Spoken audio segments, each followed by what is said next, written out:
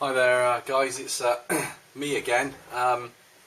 Okay, well I've been a bit busy, it's getting late, but no work tomorrow, so what the hell. I have built up my top deck now. Hang on, let's just take this GPS effort off. So I've loosely screwed on the top plate now. All the bottom plate is essentially complete now. The power is connected. So I've got my receiver here, my APM,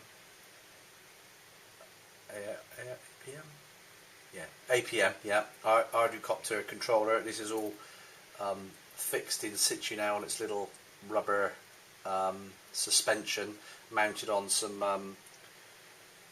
4mm double-sided foam. Same with the receiver, and also the telemetry unit is mounted on a little foam pad as well, all hooked up. Let me start. GPS wired in here. Go very careful with these connectors. I know, probably preaching to the converted, but they are very delicate. Make sure they go in straight, because I don't think it would take much to snap them off or bend the pins, and then you're in a world of pain. So I just thought I'd do a quick video on the motor calibration. This is specifically for the Q brain I've got, but I think it would be the same for all ESCs. So what I've done is I've got my the Q brain is supplied with this little TH hub, or throttle hub. And this is, you can use this for calibrating all four motors, or all four ESCs simultaneously.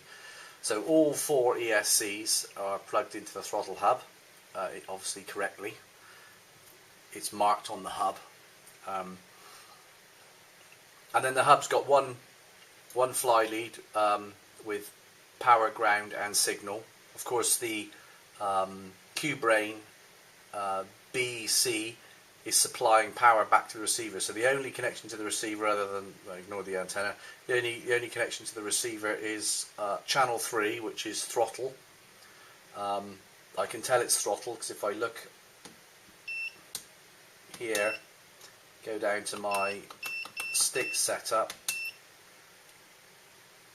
here is my, it's difficult to see on this camera, you probably can't see it, but this here is throttle, so that's channel 3.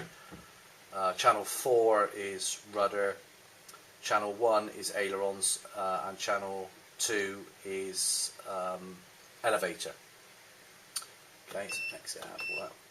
Okay, right, good. I didn't have to pair the transmitter with the receiver, it came pre-paired. So all that's good, all worked fine. Now, so throttle calibration. If I just, with the throttle stick in its minimum position, if I just connect the power to everything, I've not connected up the other channels, they're just sitting here, just throttle. So if I connect the power, get beep, beep, beep, and then a continuous beep, and now the throttle's live. So all the motors spin up, that's good. So let me just disconnect again. Now to stiff those XT60s. Let's go into throttle calibration mode. You set the throttle, full throttle, and then I'll connect the power. The Q brain comes up and gives 2 beeps, and then after the 2 beeps you move the throttle to the minimum position. Then you get a couple more beeps, a continuous beep rather, and that means your throttle's calibrated, and it's that simple. So I've got throttle in maximum position, trim set to midpoint, and I'll connect the power, 2 beeps, move the throttle to the low, and that's it. Throttle calibrated.